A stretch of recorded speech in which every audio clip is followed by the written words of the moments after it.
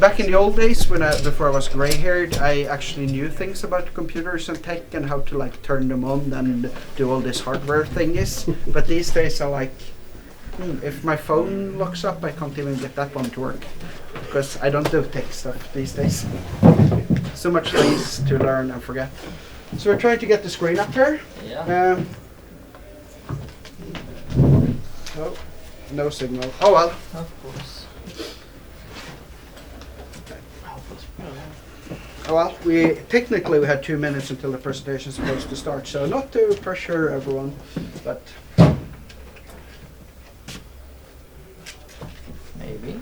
yay! Ooh, all right. That's at least some screen, and that's hooked to that computer. So Sure. You want the game up? yeah, it yeah. would be nice. Because okay, just gonna put my phone in my pocket so I'm not distracting.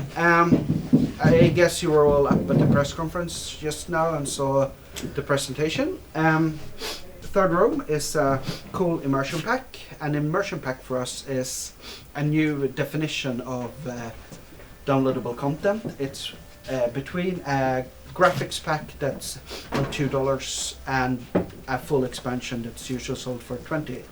So this is something that we will price at around $10, and it's similar to the story pack for Stellaris like Leviathans and counter packs for Hotwire like Death and Dishonor.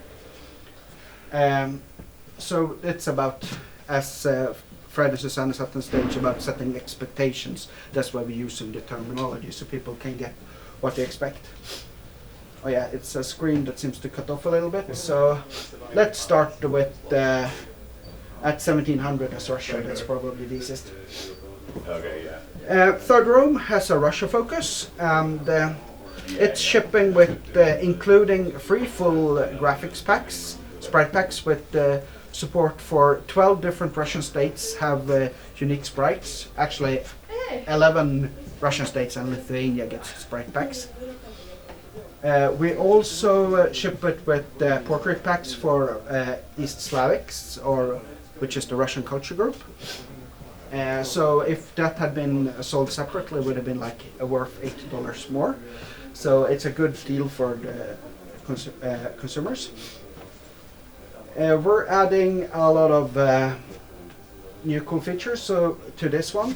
The coolest one, if you go to Russia, to Siberia, somewhere in the Far East, Sure. the Siberian frontier, we have a new mechanic here called Siberian Frontier, which means that when you're playing Russia, you do not need to use colonies to colonize. You can just establish frontiers, which is a new paid mechanic for this one, that just cost diplomatic power, and you'll be able to get it slowly growing. This creates another opportunity for the Russian player, so that they don't have to pick expansion or exploration ideas and they can focus on other things in the diplomatic group. We also added 2 different government forms. We have the principalities, which is what the Russian government starts with. And when you form Russia, you become a tsardom. The tsardom government has, and the principalities, they have 3 different abilities that are unique to them. The cheat code's Russian. Those can be used. The first one is the reform Sudebre. Yeah, well, my Russian pronunciation is bad. It's 24 years since I dropped out of university, so I haven't spoken much Russian since then. It's basically you'll reduce autonomy in all your provinces to centralize the country better. These abilities can be done about every once a decade or every second decade, depending on how competent your monarch and ruler is. The second one is support Oprechnia, and that basically it's kind of like a secret police thing. You destroy all the rebels in your country, or dramatically give a setback. And then you have the final one, which is raise Streltsy. Streltsy is a new unit type, so if you recruit that one, and goes to, you get a bunch of units that are a new unique unit category called Streltsy, which does more fire damage, and you get a lot of infantry on that one. There's a unique Russian unit. So it's not just the government things. Russia also has an ability to fabricate claims on an entire state. Other countries can only fabricate claims to one province at a time, but Russia has grander imperial ambitions. It's on the covert actions. So you can fabricate claim on an entire state at the same time for just a small, is it 50% price increase currently? 50% more. 50% more, and you get plenty of promises at the same time. So this is unique to the Tsardom government form. But it's not just diplomacy and government things.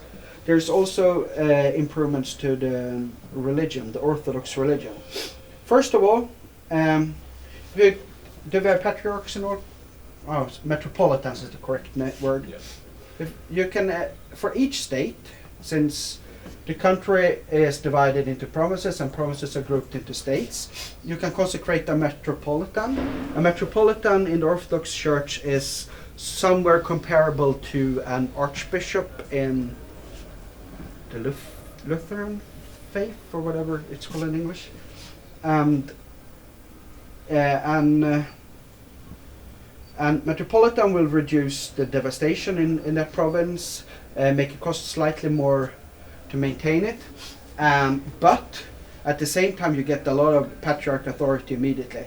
So what can you do with the patriarch authority? The patriarch authority can be used to commission an icon to your entire country. An icon is a great bonus that lasts for 20 years, but it reduces your authority by at least 10. And there's different ones. Saint Michael, obviously a military bonus one. How do Alusa is to reduce revolts and make you more peaceful. Christ Pantocrator is for the building up your nation. Saint Nicholas, not Santa Claus.